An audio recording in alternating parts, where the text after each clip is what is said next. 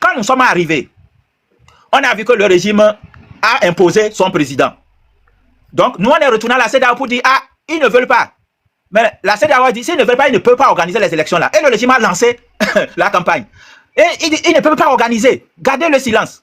Ils ne peuvent pas organiser. S'ils organisent ces élections, nous, on va leur montrer qu'ils font. Alors que c'était un jeu, un faux jeu. Parce que écoutez bien. Répétez. La CEDEAO a dit, gardez le silence, il ne faut pas le faire. Écoutez, ce que vous dites, ce témoignage est important. Parce que j'ai souvent l'habitude de le dire ici. Il ne faut jamais baisser les bras, il ne faut jamais, c'est-à-dire, s'apaiser et dire que non, il faut les laisser, il ne faut pas jamais le faire. Il faut les bousculer. Ne dites jamais, non, on va rester tranquille, il ne veut pas le faire. Écoutez ce témoignage de M. Tagoun. Allez-y, M. Tagoun. Donc, ils ont dit que même s'ils organisent ces élections-là, ça va leur coûter très cher, qu'ils vont payer cher. Mais quand, moi, là où j'étais éberlué, c'est quand les élections se sont tenues. Le lendemain, on rappelle, on dit, bon, ils l'ont fait. Pour nous, c'est qu'ils vont annuler. La CEDEAO était le premier à dire aux dictateurs que les élections sont passées dans le silence, dans la tranquillité, bien fait. Vous voyez? Est-ce que vous entendez? Est-ce que vous comprenez? Mais est-ce que ça vous a servi de leçon? Mais bien sûr, c'est pourquoi moi, aujourd'hui, je suis allé commencer là-bas. Je peux attirer que il ne faut pas toujours penser que nous n'avons que ces ennemis internes là à vaincre. Il y a aussi dehors. Et nous devons nous préparer en conséquence. Parce qu'il faudrait que la France soit obligée de nous écouter. Qu'elle comprenne que si elle ne nous écoute pas, rien ne va marcher au Togo ici. Et quel est le moyen pour que la France, quel est le moyen pour que la France, la CEDEAO, la communauté internationale puisse vous écouter? Monsieur Tago, quel est le moyen? Le moyen pour que cette communauté nous écoute, que tout le peuple soit mobilisé. La mobilisation populaire, un sursaut patriotique, la mobilisation populaire du nord au sud, de l'est à l'ouest. Voilà, et que tout le Togo soit dans l'ébullition. Et quand ils descendent, quand même les observateurs, même si la CEDEAO intervenait, avant de descendre à l'aéroport jusqu'à attendre, jusqu'à aller pour dire qu'ils veulent discuter avec le dictateur, qu'ils traversent une grande foule qui dit nous avons donné fatigué. Non. Et vous allez voir qu'ils seront obligés de nous écouter. La France sera obligée de nous écouter. C'est ça. Donc, merci beaucoup. Moi, je voulais orienter mon débat sur le peuple togolais, mais qui doit prendre quoi? Parce que le peuple là, en réalité, moi aussi je fais partie du peuple. Nous dormons beaucoup. Nous dormons. Parce qu'on a comme l'impression que quelqu'un viendra faire la guerre à notre place. Quelqu'un viendra faire le combat à notre place. Alors que c'est faux. Il n'y a que nous pour changer ce Togo. Il n'y a que nous pour bâtir ce Togo. Il n'y a que nous pour tout faire. Même s'il faut, les richesses de ce Togo là, ça nous appartient d'abord. Et c'est à nous de donner à qui nous aide ou de faire de ce que nous voulons pour devenir meilleur demain. Donc moi, j'ai souvent, je voudrais que le peuple prenne conscience. Parce qu'en réalité, je vais dire quelque chose qui peut choquer ici. Hein. Il y a beaucoup de pro-français, c'est-à-dire ceux qui se battent déjà pour l'extérieur, qui veulent... Écoute, Joël, je dis des choses graves, mais écoute, il faut savoir que, parce que moi j'ai besoin que ce peuple-là se lève. Que le peuple connaisse ses ennemis, pour savoir comment amener l'ennemi à l'écouter. Amener l'ennemi à faire la paix avec lui. Oui, avec lui. Je pense que c'est ça. Et il faut que le peuple... Il y a beaucoup de Togolais qui sont pro-français. Beaucoup d'opposants. Quand vous tirez quelque chose quelque part à un moment donné, quand ils voient que ça n'arrange pas l'intérêt, ce que vous dites là, ça va toucher l'intérêt de la France, on vous dit arrêtez là-bas. Et vous sentez ça. Et même dans l'opposition, je peux vous assurer. Seulement moi, je vais dire qu'il faudrait que nous sachions que ce que le peuple veut conquérir sa souveraineté. Et tous les peuples ont le droit de le faire. Moi, je n'en veux pas à la France. Ainsi, la France prend toutes nos richesses. Parce qu'on est bête. C'est pourquoi ils prennent. Où est le problème? Ils prennent pour aller nourrir les leurs. Ils se battent pour que leur peuple vive en paix. C'est à nous de voir ce que nous pouvons faire pour prendre nos choses pour nous-mêmes, faire nourrir notre peuple. Ce n'est pas à eux de venir faire ça pour nous. Mais les gens ont comme l'impression, quand tu parles au peuple, tu vas voir des gens te dire, oh, est-ce que les puissances ne vont pas venir nous aider? Regarde ce que... Ou bien, ça commence en tout de la décision de la CEDEAO. Moi, je vous dis, hein, moi, personnellement, moi, je ne donne... Au fait, je sais que c'est quelque chose qui dit ce que je pense déjà. Sauf que moi, je dis que si le peuple ne se lève pas pour faire appliquer la décision, la CEDEAO n'appliquera rien. Et aucune communauté internationale ne sera capable d'appliquer quoi que ce soit dans ce pays. C'est moi qui vous le dis. Mais non, vous avez raison. Monsieur Tagon, vous avez raison. Si le peuple togolais ne fait rien, personne ne viendra au Togo pour faire quoi que ce soit. Si les gens ne se mobilisent pas, il n'y aura rien du tout. Les gens vont juste tourner seulement. Il n'y aura rien. Parce qu'on va dire que la situation vous convient. Vous êtes d'accord? Si le peuple ne se lève pas, s'il n'y a pas une mobilisation populaire, S'il n'y a pas une pression sur le dictateur Faure Gnassingbé et son groupe, je vous dis, rien ne changera au Togo. La communauté, les gens vont faire des communiqués seulement. Vous savez combien de communiqués la communauté internationale a fait pour demander à Faure Gnassingbé de libérer les prisonniers politiques? Et pourtant, les gens sont encore en prison. Madame Marguerite Niakhaté est encore là. Si le peuple ne se lève pas pour lui mettre la pression au cul, il n'y aura rien. Vous allez crier fatigue, il n'y aura rien du tout. On va faire des panels sur panel, il n'y aura rien du tout. Allez, monsieur Ouro, nous vous écoutons. Il y a monsieur Oufaï qui vient de nous rejoindre. Allez, monsieur Ouro. Laissez Ouro parler. Ok, d'accord. Merci beaucoup. Merci à Targon qui a fait, quand même, qui a levé le voile sur un certain nombre de choses que beaucoup de personnes ne connaissent pas, c'est une vérité. Mais je regrette qu'ils disent que les divisions au sein de l'opposition, c'est un facteur léger. Non, c'est pas un facteur léger, monsieur Targon. Ça aussi, c'est un facteur parce que même la France dont tu parles, où le pouvoir passe par certains opposants pour créer la division au sein de l'opposition. C'est pour ça que nous devons mettre un accent particulier sur ça. Donc, la question fondamentale aujourd'hui, c'est la détermination, l'engagement et surtout l'esprit patriotique. C'est ça qui devient maintenant l'élément fondamental et fédérateur. Donc, nous devons mettre l'accent sur ça. Si autour de nous, il n'y a pas des gens qui sont patriotes, on peut les utiliser pour diviser l'opposition. Et ça, aujourd'hui, au moins, Dieu merci, on se connaît. C'est pour ça que nous mettons l'accent pas sur les leaders, mais sur le peuple. Parce que si vous mettez tout sur un leader et que tout homme est corruptible et que tout homme a un prix, c'est les gens qui le disent, mais on peut vous mettre l'accent, vous donner tout ça là à un leader. Si lui, il a été pris dans la danse, c'est que la lutte tombe. C'est pour ça que nous mettons l'accent sur le peuple. Et ça, le manifeste, nous avions été intransigeants là-dessus. C'est au peuple de prendre ses responsabilités. C'est au peuple maintenant de se lever comme un seul homme. Le pouvoir est fragilisé aujourd'hui. Le pouvoir est fragilisé. Il s'est mis à dos la communauté internationale avec la décision de la Cour de la justice de la CEDEAO. Nous avions encore une arme supplémentaire pour nous permettre maintenant de mobiliser le peuple et il faut le faire. C'est ce que je voulais ajouter. Vraiment, merci beaucoup à vous, monsieur Ouro, pour vos explications. Merci beaucoup. Monsieur Oufaï. Monsieur Oufaï. Oui, bonsoir. Monsieur Joël. Celui qui se cache derrière monsieur Oufaï, c'est monsieur Ouro Djipa. Hein. Ok, monsieur Ouro Djipa. Mais on a dit 17h, mais pourquoi on ne vous a pas vu? Je n'ai pas bien compris la question. Normalement, c'était à 17h. Ah, j'avais déjà annoncé à notre dernière réunion que aujourd'hui, samedi, je devrais être au village. Et les gens ont pensé que quand je dis au village, c'est parce qu'il n'y a pas Internet que je le dis. Alors que ce n'était pas ça. Je sais qu'une fois au village, je ne suis plus tellement disponible parce que je suis pris par ici et par là. Raison pour laquelle je ne pouvais pas me connecter. Quand bien même j'ai été alerté de me connecter, je ne pouvais pas le faire. Ce n'est que maintenant, il y a eu un répit que je me connecte. Il va y avoir des bruits puisque à l'endroit où je suis tellement entouré. Je n'ai pas d'autre moyen que d'être entouré. Donc, c'est ça. Mais nous allons faire avec. D'accord. Merci beaucoup à vous, monsieur Djipa Chipi. C'est ça, hein? Monsieur Djipa Chipi. Tout passe. Tout passe. Okay. Allons-y. Ok, présentez-vous à ceux qui nous écoutent en ce moment. Je suis monsieur Ouro Djipa Chipi, ingénieur génie civil,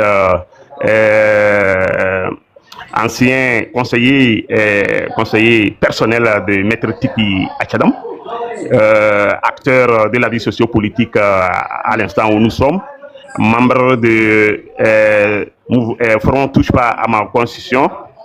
Et aujourd'hui, nous ne sommes que plus engagés pour faire aboutir la lutte à travers le manifeste que nous avons élaboré et que nous avons mis sur l'échiquier politique à la connaissance du peuple togolais, aussi bien de l'intérieur qu'à l'extérieur au sein de la diaspora.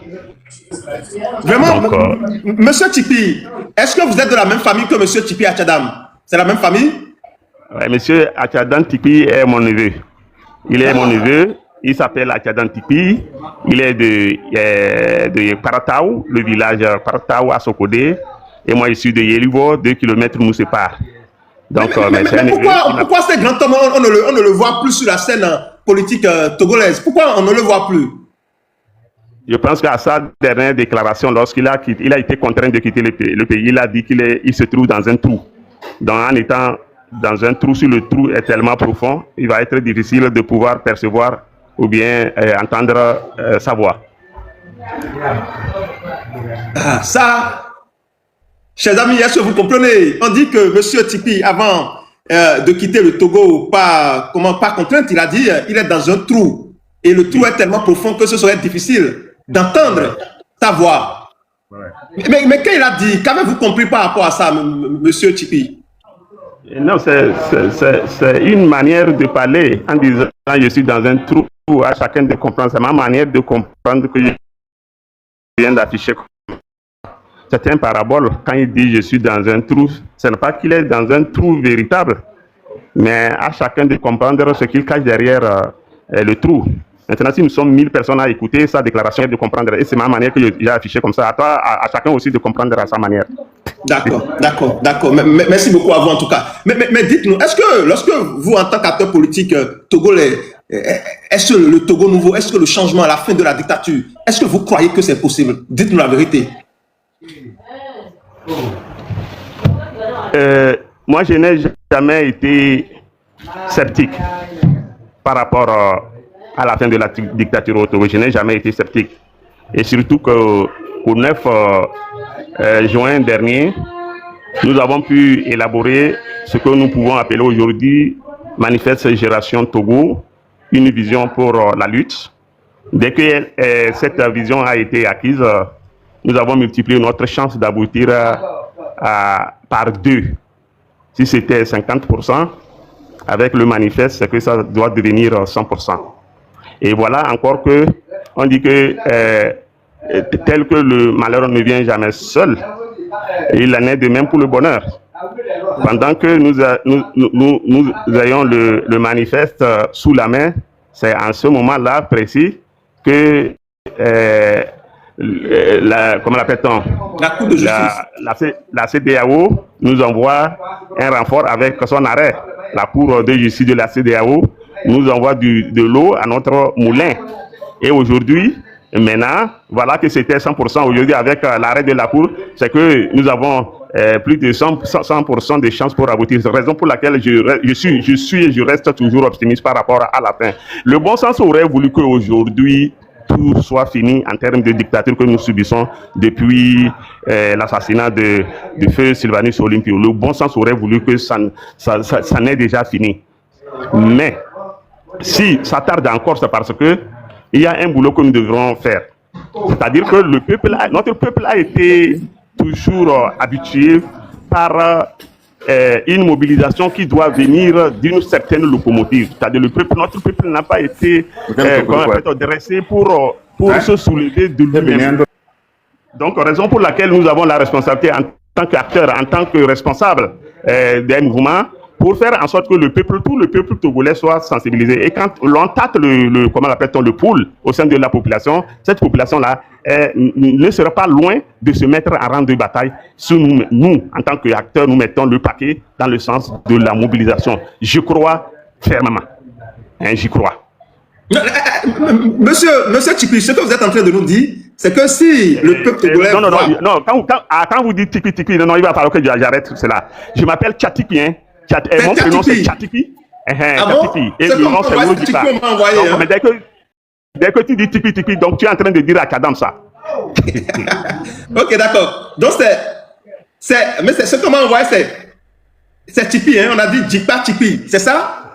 Non, c'est Tchatipi là. Le prénom c'est Tchatipi. Tchatipi Ouro, c'est ça, hein? Tchatipi, ok, d'accord, Tchatipi. D'accord. Merci beaucoup à vous. Ok. Ok. Alors dites-nous, monsieur Tchatipi, est-ce que vous croyez aujourd'hui que nous pouvons arriver à ce sursaut patriotique, à cette mobilisation populaire dont vous parlez si bien, sans l'union de ces deux blocs? Je veux parler de votre bloc, le bloc de la DMP, de la DMK et ne touche pas à ma constitution, les démocrates, et le bloc que constitue le CNCC. Est-ce qu'on peut arriver à un sursaut patriotique, à une mobilisation populaire pour mettre fin à la dictature si ces deux blocs ne trouvent pas les moyens de s'entendre et de faire des déclarations communes? il va falloir que nous soyons clairs. Le changement pour le Togo, le changement démocratique de notre pays ne doit pas passer par moi, ma physionomie. Ça ne doit pas dépendre de mon desiderata. Ça doit être une chose qui est liée à la volonté du peuple.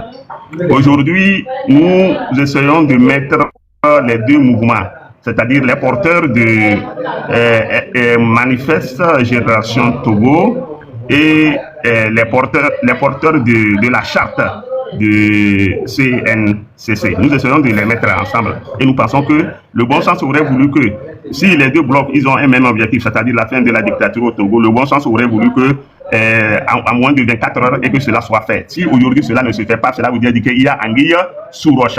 Donc par rapport à cela, ce que moi je pense et que je veux dire et que souvent je n'arrive pas à bien formuler, mais je vais essayer de formuler, c'est qu'en 2017, Monsieur Tchatipi, dites-nous tout.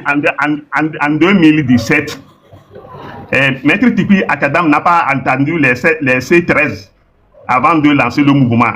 Et dès que le mouvement a été lancé, quelques jours plus tard, on est arrivé à C14. C'est-à-dire la mobilisation du 19 août 2017 a fait en sorte que tout le monde se retrouve autour d'une table entre 14 différents partis politiques de l'opposition togolaise. Donc aujourd'hui, si le CNC, c'est ce que je dis, la formulation est difficile, mais je vais la formuler comme ça.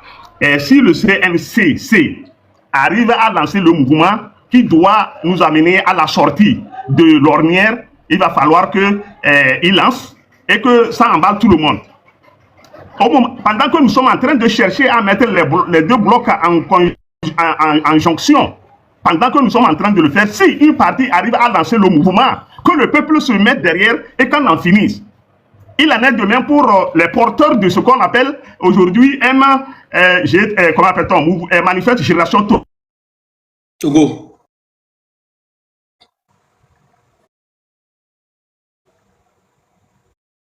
Qui doit nous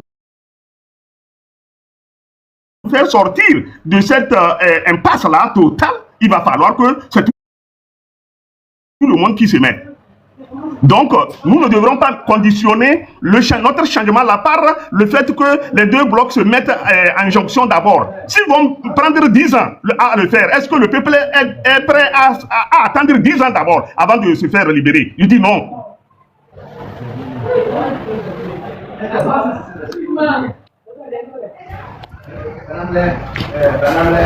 Nous sommes tout oui, Monsieur Tchatipi, nous vous écoutons toujours, hein?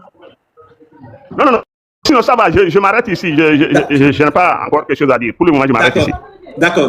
Alors, Monsieur Gérard, il était descendu et il vient de nous rejoindre. Alors, Monsieur Gérard, vous avez quelque chose à dire, à ajouter rapidement et nous allons commencer par monter ceux qui sont dans les commentaires, ceux qui veulent participer, ceux qui veulent bien vous poser des questions. On va commencer par les monter ils vont poser des questions, vous allez leur répondre. Mais avant, si vous avez quelque chose à ajouter, allez-y très rapidement, s'il vous plaît. Non, je n'ai rien de particulier à ajouter à tout ce que mes collègues ont dit. Je voudrais insister simplement sur le fait que la jonction des deux groupes est nécessaire, mais ce n'est pas suffisant. C'est pas suffisant. Mais c'est nécessaire. C'est nécessaire, mais c'est pas suffisant. Les deux groupes peuvent se mettre ensemble, mais si le peuple ne les suit pas, il n'y aura pas de résultat. Voilà. Donc, le peuple doit savoir que c'est sa responsabilité qui est en jeu aujourd'hui. Aujourd'hui. Si nous voulons libérer le Togo, ce n'est pas le fait que le CNCC et les porteurs de génération du Manifeste Génération Togo, le fait qu'ils soient mis ensemble, qui va libérer le Togo. Voilà. Merci beaucoup à vous. Merci beaucoup. Mais c'est le fait que le peuple puisse accompagner ce qu'ils veulent faire. Bon, maintenant, si les deux n'arrivent pas encore à se mettre ensemble, le peuple ne va pas attendre. Voilà. Le peuple ne va pas les attendre. Nous avons besoin de la libération. Il faut que le peuple se dise que, mais, bon, qui veut quoi? Parce que nous pouvons être ensemble sans avoir les mêmes objectifs. C'est ça. Nous pouvons nous mettre ensemble sans avoir le même objectif. Oui. Mais l'objectif que poursuit notre groupe aujourd'hui, c'est de faire en sorte que nous poussions le pays à une transition. Notre pays a besoin d'une transition politique pour refonder la République. ils ont cassé la Première République, c'est-à-dire la Constitution de 1992, ils ont foulé au pied, ils ont mis en place une autre Constitution que la Cour de justice vient de qualifier d'inconstitutionnelle, donc qui n'a aucune valeur juridique. Donc, cela veut dire que ça n'existe même pas. À partir du moment où il y a une Cour de justice supranationale qui qualifie ce qu'ils appellent leur constitution du 4 mai, ou bien je ne sais pas quoi, 2024, Ouais. et qui a poussé le Togo dans la 5e République, du moment où la Cour supranationale a qualifié des constitutions ou d'anticonstitutionnelles, ça veut dire que cette constitution n'existe même pas. Cela veut dire que nous sommes dans un vide, puisqu'il devrait y avoir déjà l'élection du président de la République. On ne l'a pas eu. C'est ça. Aujourd'hui, on est dans quel... Le Togo est en l'air. Le Togo est dans l'impasse. Le Togo est aujourd'hui dans les mains des voyous. Voilà. Dans les mains des voyous. Oui, toutes les institutions qui sont là aujourd'hui ne se fondent sur aucune loi fondamentale. Voilà, ce pas des institutions qui sont légales. C'est pour ça que le peuple doit comprendre que c'est le moment de se lever pour dire non à ça. Pour dire non à ça. On ne peut pas rester dans un pays où c'est des gens qui nous imposent leur volonté. C'est pas possible. Aucun pays au monde ne fonctionne comme ça. Il faut que les Togolais se disent, mais ce n'est pas possible qu'on soit dans un pays où les institutions qui nous gouvernent, les gens qui nous donnent des ordres, les gens qui nous tabassent quand nous sortons, les gens qui nous font... Mais ces gens ne se fondent sur aucune loi fondamentale. Il faut que les gens comprennent ça. Donc ce n'est pas la jonction de... Bon, nous travaillons pour que les deux groupes se mettent ensemble. Mais si quelqu'un ne veut pas et croit que c'est lui, sa volonté qui doit se faire, ça ne marchera pas. Ça ne marchera pas. Et le peuple ne doit pas attendre ça. Non, on ne veut pas attendre.